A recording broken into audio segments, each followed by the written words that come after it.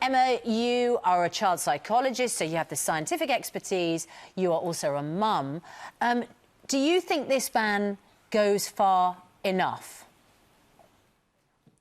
Oh, absolutely not. I mean, it doesn't even begin to tackle the fact that we're a nation of food addicts. It doesn't really do anything about the huge food corporations who are in bed with the government. It doesn't actually tackle the real epidemic.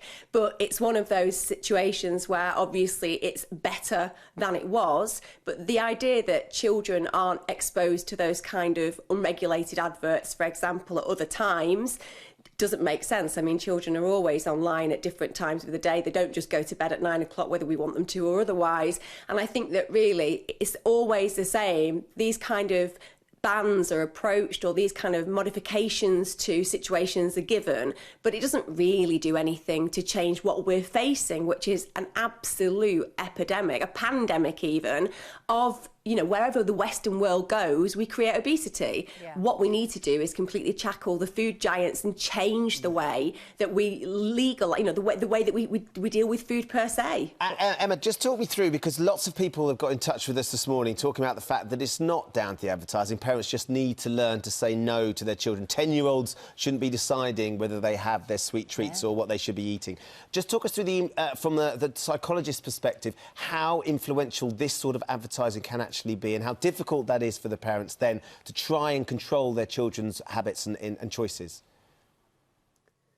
Well, pester power is very powerful. That's why it's known to be a way that marketers influence the parents' choices and the child's choices. So undoubtedly, children subliminally are approached by advertisers all the time through, as you were talking about, mascots, cartoons, and all of those images. But also parents are influenced, because in the UK, you know, parents tend to want to give their children what they want because they're loving and caring. But the problem is that they are being influenced by all of these cues suggests that their children should be given this kind of food because it makes them happy. But actually what parents need to understand, and I think probably this is why it makes me so angry when we do these kind of tiny little tiptoes towards something that really needs to drastically change, actually parents need to realise that when you're feeding your children these products, it's not food, it's chemical compounds synergised to look like food. All right, you're now, essentially poisoning them. Well, that's an interesting phrase, and you say you want to hold the food giants to account. We have on the sofa Tim Rycroft,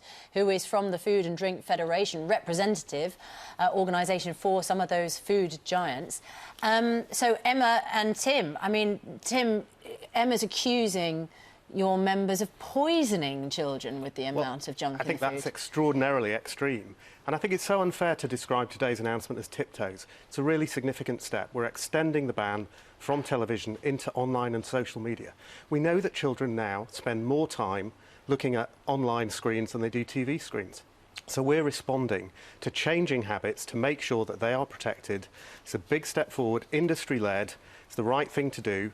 And I think we should be welcoming it. I understand some people think it doesn't go far enough yet, but I still think it's a really significant step. Emma?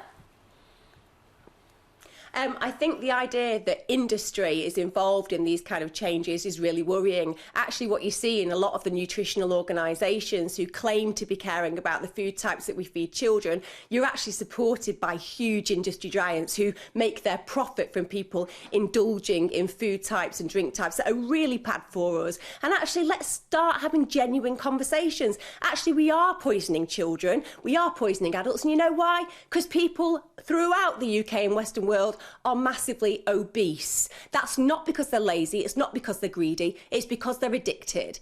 Reducing the advertising that you have online is not going to tackle what we all know is the real crippling problem, and that is what goes in food and the profiteering that's made by those companies. Let's let Tim Rycroft to respond to that. Today's step is one of a number of steps that are being taken to tackle obesity, which is a huge public health, public policy challenge. We acknowledge that, of course.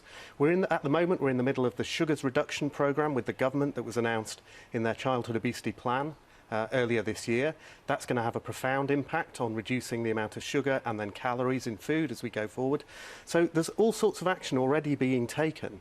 And I just think that's a very extreme view we're hearing. We're not poisoning children.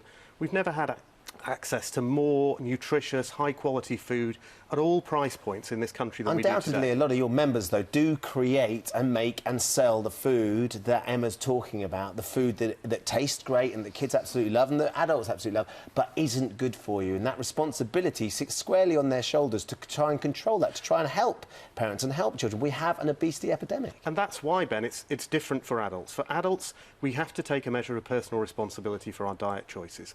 For children, that's not the same. We have to help them, we have to help parents to make well-informed choices to ensure that they get healthy, balanced diets. But for adults, there is freedom. These products are loved by people. And I think for adults, there should be the right to advertise and promote them. All right, Tim Rycroft from the Food and Drink Federation. Emma Kenny, thank you very much indeed. I know that a lot of parents will be equally exercised about that topic this morning. We've had a big response on that, haven't we? We have. Carol says kids are influenced by these adverts. Ultimately, the parents are buying them treats, though. Take responsibility. Stop blaming everybody else. Claire says 10-year-olds shouldn't be making decisions about what food is bought. It's down to the parents. Stricter parents. Lee Holderness says, next, we're going to be putting sugary and salty products behind shutters like they do for cigarettes. They don't need to hide or remove them or stop advertising. They just need to start educating. A lot of people talking about that, actually, just understanding the importance of it. Big problem of our time, isn't it? Thank you for coming in, Tim.